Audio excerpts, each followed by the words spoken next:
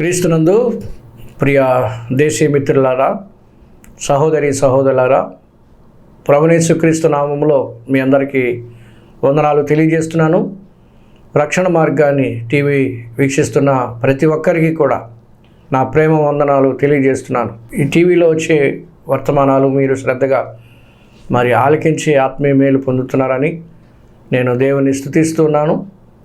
నేను ఇది రెండవ వర్తమానాన్ని అందించడానికి మీ ముందుకు వచ్చి ఉన్నాను.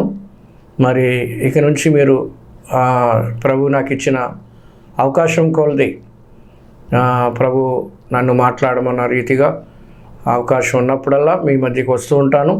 మీరు శ్రద్ధగా దేవుని వాక్యాన్ని విని ఆత్మీయ మేలు పొందాలని ప్రభుపేట మనవి చేస్తున్నాను. నదులు దేవుడు మనకెందుకు ఇచ్చాడు? గమనించినట్లయితే మానవునికి దేవుడు నదులు ఎందుకు ఇచ్చాడు అని అంటే, మానవుల యొక్క ఉపయోగం కోసం దేవుడు ఈ నదులను దేవుడు ఇచ్చాడు. కాబట్టి ఒక వచన భాగాన్ని మనం చదువుకుందాం. ఆదికాండము 2వ అధ్యాయము 10వ వచనాన్ని మనం చూద్దాం. మరియు ఆ తోటను తడుపుటకు ఏదెనులో నుండి ఒక నది బయలుదేరి అక్కడ నుండి చీలిపోయి 4 శాఖలాయెను. మొదటి నది పేరు పీషోను. అది హావిలా దేశమంతా చుట్టూ పారుచున్నది. అక్కడ బంగారం ఉన్నది. ఆ దేశపు బంగారము శ్రేష్టమైనది. అక్కడ బోళమును గోమేధికమును దొరుకును. రెండవ నది పేరు గీహోను. అది కూషు దేశమంతటి చుట్టూ పారుచున్నది. మూడవ నది పేరు హిద్దికేలు. అది అష్షూరు తూర్పు వైపున పారుచున్నది. 4వ నది యూఫ్రటీసు. మరియు దేవుడైన యెహోవా నరుని తీసుకుని ఏదెను తోటలో సేద్యపరచుటకు దానిని కాచుటకు దానిలో ఉంచెను. చిన్న మాట ప్రార్థన చేద్దాం. ప్రేమగల తండ్రి, దయగల మా ప్రభువా, స్తోత్రాలు నాయన వందనాలు చెల్లిస్తూ ఉన్నా. ఈ సమయంలో నీ మాటలు ఆలకించడానికి ప్రభువా, నీ యొక్క ధ్యానము ప్రభువా, నీ గ్రంథముల నుండి మేము ధ్యానం చేయడానికి మీరు ఇస్తున్న కృపకై వందనాలు చెల్లిస్తూ ఉన్నాం. నీ మాటలు మాకు దీవెనకరంగా ఆశీర్వాదకరంగా ఉంచండి. మా ఆత్మీయ క్షేమం కోరి మీరు మాట్లాడుతున్నారు నాయన, మీకు స్తోత్రాలు నాయన. ప్రభా, ఈ టీవీ మాధ్యమం ద్వారా, ఈ రక్షణ మార్గము ద్వారా ఇంకెవరైతే నీ మాటలు నిర్లక్ష్యం చేయకోకుండా ప్రభా, నీ మాటలు విని రక్షించబడి విశ్వాసులుగా నిత్య జీవానికి వారసులుగా అవ్వడానికి తగిన కృప దయచేయమని, అందరితో అన్ని విధాలుగా మీరు మాట్లాడమని యేసుక్రీస్తు వారికి శ్రేష్టమైన నామంలో ప్రార్థించి స్తుతించి అడిగి వేడుకుంటున్నాం తండ్రి, ఆమేన్. క్రీస్తునందు ప్రియ సహోదరి సహోదరులారా, ఈ సమయంలో దేవుడు నదులు ఎందుకు ఇచ్చాడు మనకు అనేది మనం చూసినట్లయితే అవి మానవుల యొక్క ఉపయోగం కొరకు అనేది మనం చూస్తున్నాం.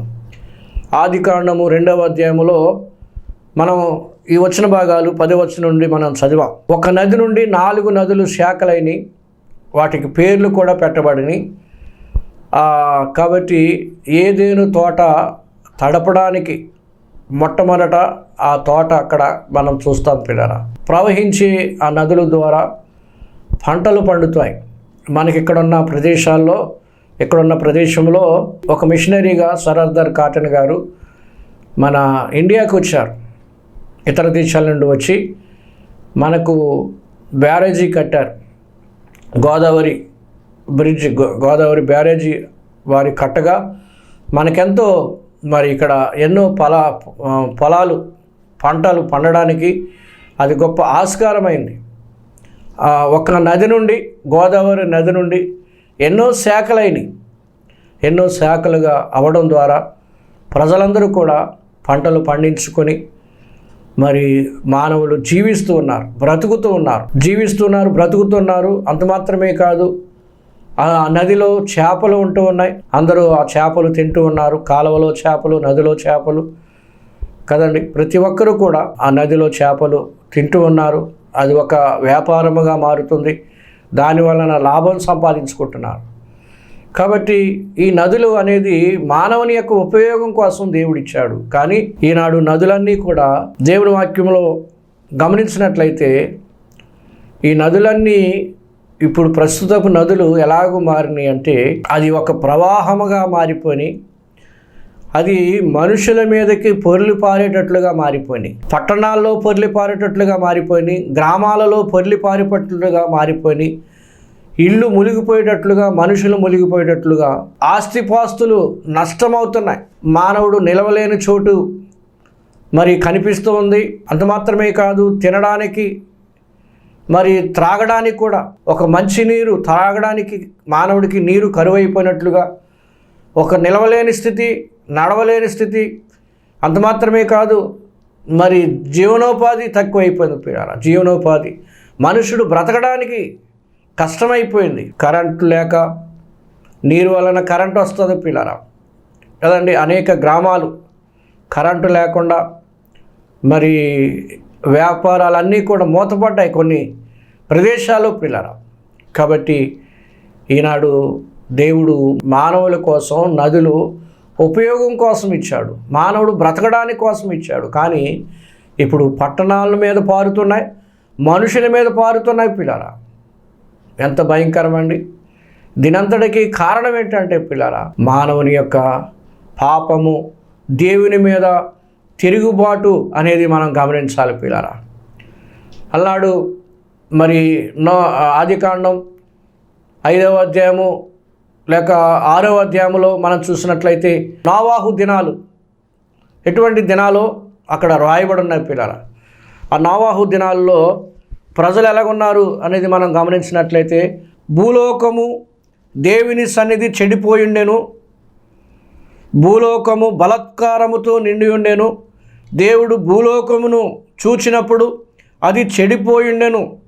భూమి మీద సమస్త శరీరులు తమ మార్గములను చెరిపి వేసుకుని ఉండిరి. దేవుడు నోవాహుతో సమస్త శరీరులు మూలముగా భూమి బలాత్కారముతో నిండి ఉన్నది గనుక నా సన్నిధిని వారి అంతము వచ్చి ఉన్నది. ఇదిగో వారిని భూమితో కూడా నాశనము చేయుదును అన్నాడు పిల్లరా. గమనించారా? భూమితో కూడా వారిని నాశనము చేయుదును అని ఇక్కడ నోవాహుతో దేవుడు తెలియజేస్తున్నాడు. దీని అంతటికి కారణం ఏంటంటే పిల్లరా, మానవుని యొక్క పాపము, తిరుగుబాటు, బలాత్కారము. మానవుడు చెడిపోయాడు. అరికాలు మొదలుకొని నడినెత్తి వరకు కదండి, మానవుడు నిలువెల్లా చెడిపోయాడు పిల్లరా. చెడిపోయిన మానవుని బట్టి కదండి దేవుని సన్నిధి చెడిపోయింది. గమనించారా? దేవుని సన్నిధి చెడిపోతే దేవునికి కోపం రాదా? సమస్త శరీరులు తమ మార్గములను చెరిపివేసుకున్నారు పిల్లరా. అందుకనే ఆనాడు దేవుడు జలప్రళయాన్ని రప్పించాడు. 40 పగలు 40 రాత్రులు ప్రచండ వర్షాన్ని కురిపించి జలప్రళయాన్ని రప్పించాడు. నోవాహును దేవుడు ఒక వాడను తన కోసం, తన ఇంటి వారి కోసం నిర్మించుకోమన్నాడు. కాబట్టి నోవాహు తన వాడని కట్టాడు. తన ఇంటి వారందరూ కూడా రక్షించబడ్డారు. ఆ యనమండుకు రక్షించబడ్డారు. కానీ ఆ వాడ కట్టడానికి 120 సంవత్సరాలు పట్టింది.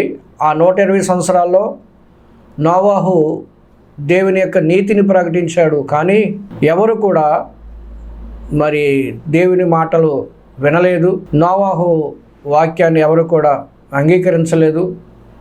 దేవుడు జలప్రళయం వస్తుందని చెప్పినప్పటికీ కూడా ఏమాత్రం కూడా ఆ మాటను వారు ఖాతరు చేయకుండా మరి ఉన్న కారణాన్ని బట్టి ఏమైందంటే దేవుడు తగిన సమయంలో ఆ 160 సంవత్సరాలు తర్వాత జలప్రళయాన్ని రప్పించాడు.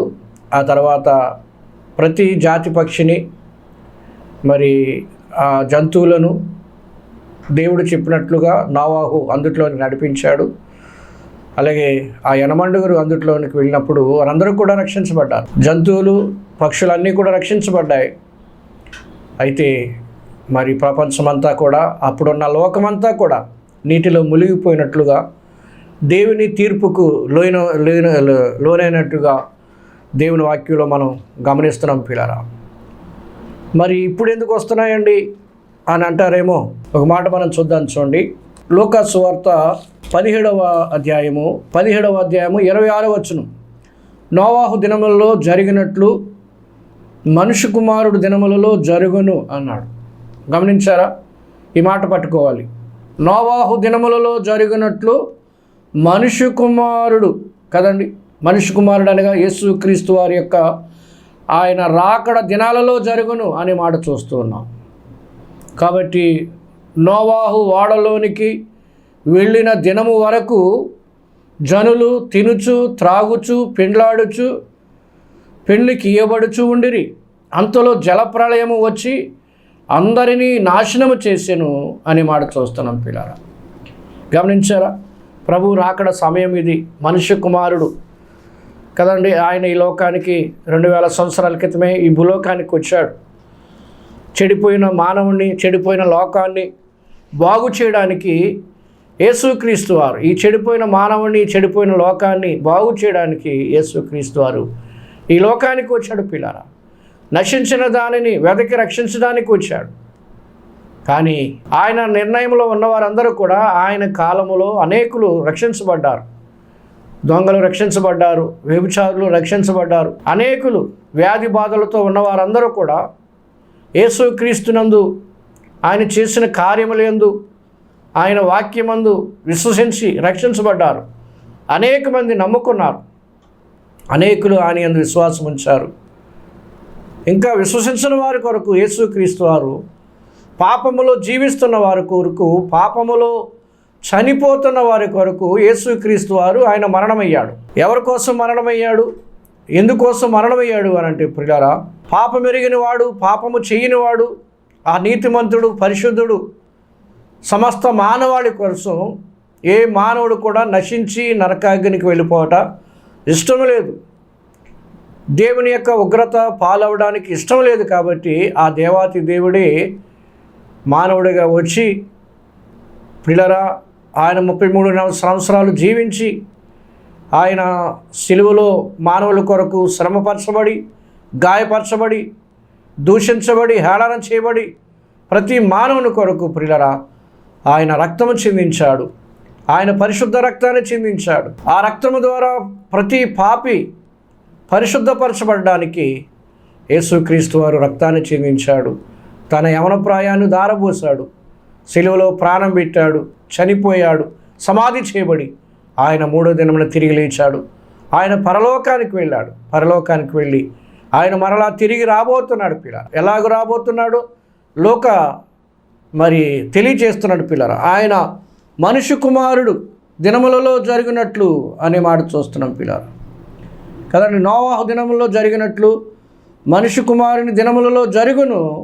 నోవాహు ఓడలోనికి వెళ్ళిన దినము వరకు జనులు ఎలాగున్నారంటే అండి, తినుచు త్రాగుచు పెండ్లాడుచు పెండ్లికి ఇయ్యబడుచు ఉండిరి.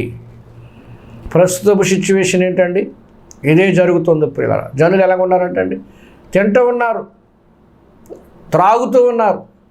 ఎక్కడ చూసినా 100కో 1,000కో ఒక హోటల్ ఉండేది. ఆ రోజుల్లో హోటల్ అనేది ఎక్కడో కనిపించేది ప్రియులారా. ఇప్పుడు ప్రతి వీధికి హోటల్ ముందర హోటల్ తినడానికి ప్రియులారా, ఒకటి మించిన ఒకటి. అన్ని బిర్యానీ సెంటర్లు ఎక్కువైపోయినాయి కదండి. అన్ని చోట్ల కూడా ఎక్కడో మందు షాపులుండి ఇప్పుడు గ్రామానికి వీధికి కొట్లు కదండి. దొంగసాటుగా త్రాగుడు ప్రియులారా, ఇవన్నీ కూడా జరుగుతున్నాయి. జనులు ఎలాగున్నారంటే తింటూ ఉన్నారు, త్రాగుతూ ఉన్నారు. పెండ్లిళ్ళు జరుగుతున్నాయి పిల్లరా. ఈ పెండ్లిళ్ళు అనేది ఎటువంటి పెండ్లిళ్ళు అండి? దేవుడి నిర్ణయించిన పెళ్ళిళ్ళు కాదు పిల్లరా, మనుషులే నిర్ణయించుకుని పెళ్ళిళ్ళు చేసుకుంటున్నారు. ఇటువంటి దినాలు ప్రియులారా, ఇటువంటి దినాల్లో ఇది మనుష్య కుమారుడు వచ్చే దినాలు అని చెప్తున్నాడు. నోవాహు దినాల్లో జరిగినట్లుగా ఇప్పుడు జరుగుతున్నాయి పిల్లరా. కాబట్టి మానవుడు ఈ తినడంలో, ఈ త్రాగడంలో, ఆ పెండ్లి చేసుకుంటంలో దేవుని మర్చిపోతున్నారు పిల్లరా. దేవుని ప్రక్కన పెడుతున్నారు కదండి. ఆనాటి ప్రజలు అలాగే ఉన్నారు. దేవుని ఏమాత్రము కూడా లెక్క చేయకుండా, దేవుని మాటలు కాదన చేయకుండా, మానవుల యొక్క యోగక్షేమాలు కోరి దేవుడు అన్ని సదుపాయాలు కలిగిస్తే ఆ సదుపాయాలను మానవుడు ఏం చేస్తున్నాడంటే తృణీకరిస్తున్నాడు పిల్లరా. ఏమంటున్నాడు? అంతలో జలప్రళయం వచ్చి అందరినీ నాశనం చేసాను అని మాట చూస్తున్నాం. కాబట్టి ప్రియులారా, జలప్రళయం వచ్చింది ఈనాడు కూడా. ఎందుకు వస్తున్నాయి ప్రియులారా? జలప్రళయాలు ఎందుకు వస్తున్నాయి? ఈ నదులు ఎందుకు? ఎక్కడ చూసినా ప్రియులారా, ఎక్కడ చూసినా ఇండియాలోనే నదులు కాదు, అనేక ప్రాంతాలలో నదులు, అనేక నదులు పొంగుతూ ఉన్నాయి ప్రియులారా. మనుషులను చంపుతూ ఉన్నాయి. ఎప్పుడు చూడాలంటే నదులు ప్రియులారా. ఈ నదులన్నిటినీ దేవుడు ఎందుకు ఇచ్చాడు అని అంటే మానవుల యొక్క క్షేమము కొరకు బ్రతకడానికి ఇచ్చాడు. కానీ ఇప్పుడు ఇవన్నీ కూడా మానవుని మీదే నాశనానికి ఈ నదులన్నీ ఎదురు తిరిగిన ప్రియులారా. గమనించారా? ఈనాడు మానవుడు ప్రియులారా ఈ నదులు పాలైపోతున్నాడు, నాశనానికి పాలైపోతున్నాడు ప్రియులారా. జల ప్రళయాలకు పాలైపోతున్నాడు. దేవుడు ఈ నదులను మానవులకు మేలు కోసం ఇచ్చాడు ప్రియులారా. దేవుడు మానవుల యొక్క మేలు కోరేవాడు.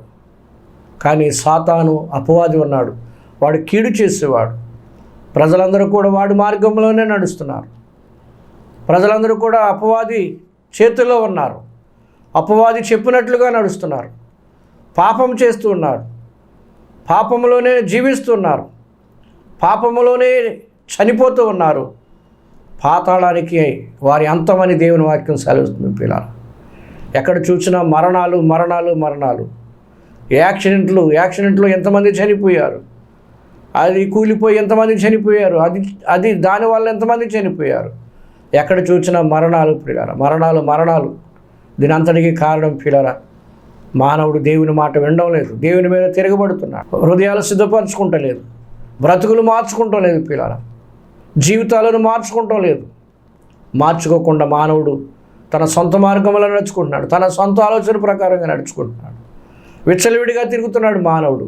అందుకనే దేవుడు దేవుని యొక్క ఉగ్రతను అక్కడక్కడ చూపిస్తున్నాడు. శాంపిల్గా చూపిస్తున్నాడు పిల్లారా. ఇంకా రాబోయే ఉగ్రత ఎంతో భయంకరమైన ఉగ్రత ఉంది పిల్లారా. యేసుప్రభు వారు ఈ లోకానికి వస్తాడు.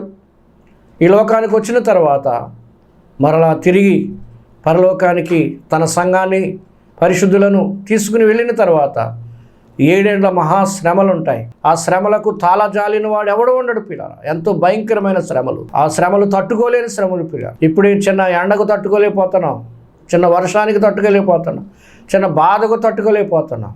దేవుని వాక్యం ప్రియులారా తేటగా తెలియజేస్తుంటుండగా ఈనాడు మానవుడు ప్రియులారా దేవుని వాక్యాన్ని ప్రక్కన పెడుతున్నాడు. దేవుణ్ణి ప్రక్కన పెడుతున్నాడు. మేలుకోరి దేవుడు మాట్లాడుతూ ఉంటే మాకు అక్కర్లేదు అంటున్నారు పిల్లలు. ఈ సంగతులు మాకు అక్కర్లేదు, మాకు తినడమే కావాలి, త్రాగడమే కావాలి కదండి, మేము జీవించడమే కావాలి. కానీ టెంపరీ లైఫ్ మాకు సరిపోతుంది, తాత్కాలికమైన ఈ లైఫ్ కోసం అన్నీ సమకూర్చుకుంటున్నాం అని అనుకుంటున్నారు. కానీ నిత్య జీవితం కొరకు మానవుడు ప్రయాసపడడం లేదు పిల్లరా. ఆత్మరక్షణ కొరకు, ఆత్మరక్షణ ప్రియులారా. ప్రతి ఒక్కరికి ఏ రక్షణ కావాలంటే ఆత్మరక్షణ.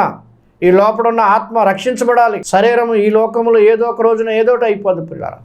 ఆత్మరక్షణ అది నిత్య జీవం పిల్లారా, పరలోక భాగ్యం, నిత్య రాజ్యం. దానికోసం ఈనాడు మానవుడు ప్రయాసపడడం లేదు. కాబట్టి దేవుని వాక్యం సెలవిస్తుంది, నదులు ఎందుకు ఇచ్చాడంటే మానవుని యొక్క యోగక్షేమాల కొరకు దేవుడు ఇచ్చాడు అనేది. ఇది ప్రకృతి నదులు ప్రవాహం వలె మనుషుల మీదకి వస్తుంది అనేది మనం గమనించాలి. ఆనాడు ప్రకృతి ప్రవాహం కదండి, జల ప్రళయము, ఆ ప్రవాహం మనుషుల మీదకి అందరికీ వచ్చింది. ఆనాటి ప్రజలందరూ కూడా నీటిలో మునిగిపోయారు అనేది దేవుని వాక్యంలో మనం చూస్తున్నాం పిల్లలు. కాబట్టి నశించిపోవుట దేవునికి ఇష్టం లేదు. అందుకనే దేవుడు ఆయన రాకడను ఆలస్యం చేస్తున్నాడు పిల్లరా. ఆయన రాకడకు గుర్తులు నెరవేరుతున్నాయి. ఆయన రాకడ ఆలస్యం చేస్తూ ఉన్నాడు. పేతురు రాసిన 2వ పత్రిక 3వ అధ్యాయము దేవుని రాకడ ఆలస్యము ఎవరి కోసము, ఎందుకోసము అని అంటే పిల్లరా 9వ వచనంలో మనం చూసినట్లయితే, కొందరు ఆలస్యమని ఎంచుకొనున్నట్లు ప్రభు తన వాగ్దానమును గూర్చి ఆలస్యము చేయవాడు కాడు గాని ఎవడను నశింపవలనని ఇచ్చయింపక అందరూ మారు మనసు పొందవలనని కోరుచు మీ ఎడల దీర్ఘశాంతము గలవాడై ఉన్నాడు. అవునండి, ఆయన దీర్ఘశాంతము చూపిస్తున్నాడు. ఇంకా మనం మారు మనసు పొందాలి, ఆ మారు మనసు పొందుడు కొరకు పిల్లరా ఆయన రాకడను ఆలస్యం చేస్తున్నాడు. ఆయన రాకడే విని వచ్చినట్లయితే పిల్లరా నమ్మని వారికి, యేసు ప్రభువుని అంగీకరించిన వారికి ఏమాత్రము కూడా క్షేమం ఉండదు అనేది దేవుని వాక్యాన్ని బట్టి నేను మీ ముందు ఉంచుతున్నాను పిల్లలు, గమనించండి. కాబట్టి ప్రభు రాకడ ఎందుకు ఆలస్యం చేస్తున్నాడు అని అంటే, అంతటా అందరూ ఏం పొందాలండి? మారు మనసు పొందాలి. ఎవడునూ నశింపవలనని హెచ్చింపగా, ఎవడునూ నశించకూడదు, అందరూ రక్షించబడాలని దేవుడు రాకడను ఆలస్యం చేస్తూ ఉంటే, ఈ సమయంలో ప్రియులారా అనేకులు మరి రక్షించబడాలి. ఎందుకు దీర్ఘశాంతం చూపిస్తున్నాడు ప్రియులారా? ఏ విధమైన దీర్ఘశాంతాన్ని చూపిస్తున్నాడు అని అంటే, రోమాపత్రిక ఎందుకు దీర్ఘశాంతాన్ని చూపిస్తున్నాడో అక్కడ రాయబడింది ప్రియులారా. రోమాపత్రిక 2వ అధ్యాయం 4వ వచనం చూద్దాం. లేదా దేవుని అనుగ్రహము మారు మనసు పొందుటకు ఈ సంగతుల ద్వారా, కదండి, దేవుని యొక్క అనుగ్రహము ఈ సంగతుల ద్వారా దేవుడు మానవుణ్ణి మారు మనసు పొందటానికి ప్రేరేపిస్తున్నాడు పిల్లలు, ప్రేరేపిస్తున్నాడు. కానీ మానవుడు ఎరుగక ఉన్నాడు అనేది మనం చూస్తున్నాం పిల్లలు. లోకంలో ఎన్నో సంగతులు ఎరుగుతున్నాడు, కానీ దైవికమైన సంగతులు, మానవుని యొక్క మేలు మానవుడు ఎరగక ఉన్నాడు పిల్లరా. కాబట్టి ఆయన అనుగ్రహ ఐశ్వర్యమును, సహనమును, దీర్ఘశాంతమును తృణీకరించుదువా, నీ కాఠిన్యమును మారు మనసు పొందని నీ హృదయమును అనుసరించి ఉగ్రత దినమందు. ఎందుకు ఉగ్రత కుమ్మరిస్తున్నాడు దేవుడు? ఈ ప్రళయాలు ఎందుకు రప్పిస్తున్నాడు? ఈ ప్రళయాలు ఎందుకు రప్పిస్తున్నాడు అని అంటే, నీ కాఠిన్యమును మార్పు పొందని నీ హృదయము, కదండి, హృదయం కఠినపరుచుకున్నారు పిల్లలు. కాబట్టి నీ కాఠిన్యమును మార్పు పొందని నీ హృదయమును అనుసరించి ఉగ్రత దినమందు, అనగా దేవుని న్యాయమైన తీర్పు బయలుపరచబడు దినమందు నీకు నీవే ఉగ్రతను సమకూర్చుకొనుచున్నావు. గమనించారా? నీకు నీవే ఉగ్రతను సమకూర్చుకుంటున్నావు. దేవుడు ఉగ్రత మానవుల మీద పడడానికి ఆయనకి ఇష్టం లేదు ప్రియులారా. నీకు నీవే ఉగ్రతను సమకూర్చుకుంటున్నావు. కాబట్టి ప్రియులారా, హృదయాన్ని కాఠిన్యం చేసుకోవద్దు. మెత్తని హృదయం అవ్వాలి. అవునండి, ఎలాగవుతుంది? ఎవరి ద్వారా అవుతుంది ప్రియులారా? అవునండి, ఒకప్పుడు నేను కూడా హృదయ కాఠిన్యంతో చాలా కాలం దేవుని నమ్ముకోకుండా నా ఇష్టానుసారమైన జీవితాన్ని నేను జీవించాను. ప్రభు ప్రేమ నా హృదయాన్ని మెత్తన చేసింది. ప్రభు ప్రేమ నా హృదయాన్ని మెత్తన చేసింది ప్రియులారా. ఈ కఠినమైపోయిన ఈ హృదయం దేవుడు తన ప్రేమను, కదండి, నా మీద కుమ్మరించవలసిన ఆ ఉగ్రత, దేవుని మీద ఆ ఉగ్రత పడింది ప్రియులారా.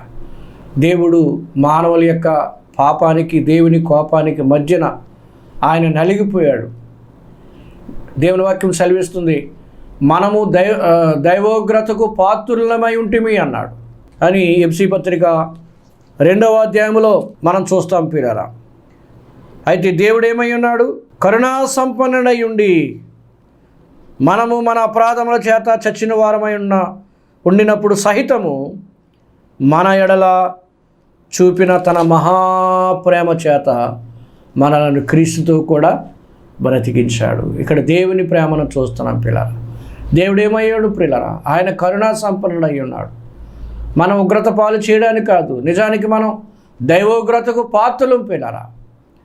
మనం చేసిన కార్యాలను బట్టి, మనం చేసిన పాపమును బట్టి, మనం చేసిన తిరుగుబాటును బట్టి, మన అవిధేయతను బట్టి, మనం చేసిన పాపమును బట్టి ప్రియులారా, మనం దైవోగ్రతకు పాత్రలు. మన పాపమంతా కూడా ప్రియులారా, దేవుడు తన కుమారుడైన యేసుక్రీస్తు వారిని భూలోకాన్ని పంపించి మన పాపమంతా ఆయన భుజాల మీద మోపాడు. మన ఉగ్రత అంతా ఆయన మీద మోపి ప్రియులారా ఆయనను సిలువకు అప్పగించాడు. యేసుక్రీస్తు వారి సిలువలో నీ కోసం, నా కోసం ప్రియులారా మౌనం దాల్చాడు. తండ్రి చిత్తానికి ఆయన అప్పగించుకున్నాడు. తను కొట్టివారి విషయంలో దేవునికి అప్పగించుకున్నాడు. ప్రతి విషయంలో కూడా అవమానపరిచే వారి విషయంలో దేవునికి అప్పగించుకున్నాడు. హింసించిన వారి విషయంలో దేవునికి అప్పగించుకున్నాడు. బాధించే వారి విషయంలో దేవునికి అప్పగించుకున్నాడు. కొరడా దెబ్బలు కొట్టేవారికి దేవునికి అప్పగించుకున్నాడు. ఎందుకంటే మానవులు రక్షించబడాలి, మానవులందరూ కూడా రక్షించబడాలి. దేవుని యొక్క ఉగ్రతకు పాత్రలు కాకుండా, తీర్పుకు గురి కాకుండా అందరూ రక్షించబడాలని ఆయన మౌనము దాల్చాడు పిల్లరా. నీ ఉగ్రత, నా ఉగ్రత ఆయన భరించాడు. కల్వరి శిలువలో 3 మ్రేకుల మీద ఆయన వేలాడబడ్డాడు పిల్లరా. అంగటివాడి కొట్టిలో గొర్రె కదండి. ఏ విధముగా అది మౌనముగా ఉండి వదకు తేబడిన గొర్రె పిల్లగా మౌనముగా ఉండి అది ఎలాగైతే వధించబడి కొట్టులో వేలాడుతుందో ప్రియులారా, అలాగే యేసుక్రీస్తు వారు నీ కోసం నా కోసం ఆకాశానికి భూమికి మధ్యన వేలాడి ఆ మూడు రేకుల మీద వేలాడి తన ప్రేమను మన పట్ల కనుపరిచాడు. ఆయన ఉగ్రతను భరించాడు. దేవుడు మన కోసం ఆయన్ను అప్పగించాడు, శ్రమలకు అప్పగించాడు. ఆయన కొద్ది క్షణాలు విడిచిపెట్టేశాడు. నీ కోసం నా కోసం విడిచిపెట్టేసి ప్రియులారా మన పాపమంతా కూడా భరించాడు. ఆ భారమంతా భరించి సిలువలో పెద్ద కేక వేసి ప్రాణం పెట్టి చనిపోయి సమాధి చేయబడి తిరిగి లేచాడు. మనకు ఉగ్రత లేకుండా ఆయన భరించాడు. మన శ్రమలు ఆయన భరించాడు. మన పాపాన్ని ఆయన భరించాడు. సమస్తాన్ని ఆయన భరించాడు పిల్లరా.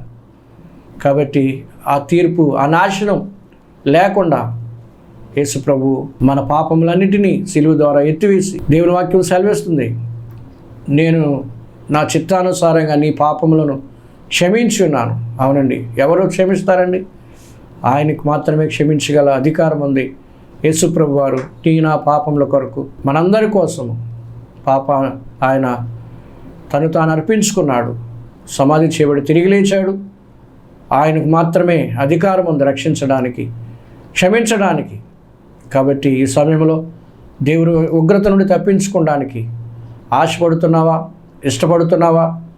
నేను ఎలాగ ఉంటాను, ఏమైనా పర్లేదని నిర్లక్ష్యం చేస్తున్నావా? ఆనాటి ప్రజలందరూ కూడా నోవాహును హేళన చేశారు. ఇప్పుడు సిలువ మరణమును, ప్రభు నీ కొరకు కాచిన రక్తాన్ని మరి తృణీకరించినట్లయితే, నిరాకరించినట్లయితే, దేవుని కృపను నిరాకరించినట్లయితే, దేవుని వాక్యం ఒక్క మాట హెబ్రీయులకు రాసిన పత్రికలో ఏమన్నాడు అని అంటే, హెబ్రీయులకు రాసిన పత్రిక 10వ అధ్యాయంలో 29వ వచనం, ఇట్లుండగా దేవుని కుమారుని పాదములతో త్రొక్కి తాను పరిశుద్ధపరచబడుటకు సాధనమైన నిబంధన రక్తమును అపవిత్రముగా ఎంచి కృపకు మూలముగు ఆత్మను తిరస్కరించువాడు ఎంత ఎక్కువైన దండనకు పాత్రుడుగా ఎంచబడునో మీకు తోచును. యేసుప్రభు వారిని ఆయన ఇచ్చే కృపను పొందుకోవాలి, ఆయన ప్రేమను నువ్వు పొందుకోవాలి, నువ్వు రక్షించబడాలి. ఆ దండన నీ మీద పడకోకుండా ఉండాలని ప్రభు ఆశించి అందుకే మనకు మేలు కోరి మనతో మాట్లాడుతున్నాడు. కాబట్టి నదులు మన మేలు కోసం ఇచ్చాడు, మనం బ్రతకడానికి ఇచ్చాడు. కానీ ఈనాడు తిరగబడుతున్నాయి పిల్లారా. ఎందుకు తిరగబడుతున్నాయో ఆలోచన వచ్చాయి, గ్రహించు, దేవుని తెలుసుకో. ప్రభు యేసుక్రీస్తు వారిని కొరకు చేసిన కార్యాలు జ్ఞాపకం చేసుకుని ఆయన యందు విశ్వాసం ఉంచు నిత్య జీవానికి కారకుడుగా కావాలని, పాత్రుడుగా కావాలని ఈ మాటలు తెలియజేస్తూ ముగిస్తున్నాను. దేవుడి కొద్ది వాక్యాన్ని మన ఇంట్లో దీవించునుగాక. ఆమేన్. చిన్న మాట ప్రార్థన చేస్తాను. ఎవరైనా ప్రభుని అంగీకరించాలని ఆశపడితే ఇప్పుడే ప్రభు దగ్గరికి వచ్చి, ప్రభు నేను పాపిని, నా పాపముల కొరకు సిలువలో చనిపోయి సమాధి చేయబడి తిరిగి లేచా అని ఆయన దగ్గరికి వచ్చి పాపాలు ఒప్పుకొని క్షమాపణ పొంది నిత్య జీవానికి వారసులు కావాలని మనం చేస్తున్నాం. ప్రేమగల తండ్రి, చెప్పబడిన మాటలను మీరు దీవించండి నాయన. ప్రభు ఏ ఒక్కరూ నశించిపోవటం మీకు ఇష్టం లేదు, అంతటా అందరూ మారు మనసు పొందాలని మీరు అక్కడ ఆలస్యం చేస్తున్నారు. ఈ లోకంలో మేము బ్రతకడానికి మాకు అన్ని సదుపాయాలు మీరు కలిగించారు. కానీ ప్రభు గాలి తిరగబడుతుంది, భయంకరమైన గాలి తుఫానులు తిరగబడుతున్నాయి. బ్రతకడానికి గాలి ఇచ్చారు, బ్రతకడానికి నీరిచ్చారు. ఇవన్నీ మా మీద, ప్రకృతి మా మీద తిరగబడుతుంది. మీరు కనికరించి ప్రభు అవి మా మీదకి రాకుండా మమ్మల్ని కాపాడమని, నీ యందు మేము విశ్వాసం ఉంచి మీ కొరకు జీవించడానికి తగిన కృప దయచేయమని, ఇంకా ఎవరైతే మీకు దూరంగా ఉన్నవారు వారందరూ కూడా మీ దగ్గరికి వచ్చి నిత్య జీవనకు వారసులు అవ్వడానికి తగిన కృప దయచేయమని మీ సందులో ప్రార్థిస్తూ మీ కృపాహస్తాలకు ప్రతి ఒక్కరిని అప్పగించుకుంటూ, ఎవరు బలహీనులుగా ఉన్నారు, ఎవరు అనారోగ్యంతో ఉన్నారు, ఎవరు బాధపడుతున్నారు, వారందరినీ కూడా మీరు కనికరించమని, వారికి స్వస్థతను మీరు దయచేయమని, నెమ్మదిని మీరు దయచేయమని, ప్రతి విధమైన కీడు సమస్యల నుంచి కూడా మీరు వారికి విడుదల దయచేయమని, నెమ్మదిని దయచేయమని ఈ దినమును మీ ప్రియకుమారుడు మా రక్షణకర్త యేసు పరిశుద్ధ నామమున ప్రార్థించి అడిగి వేడుకొనుచున్నాము తండ్రి. ఆమేన్. అందరికీ వందనాలండి.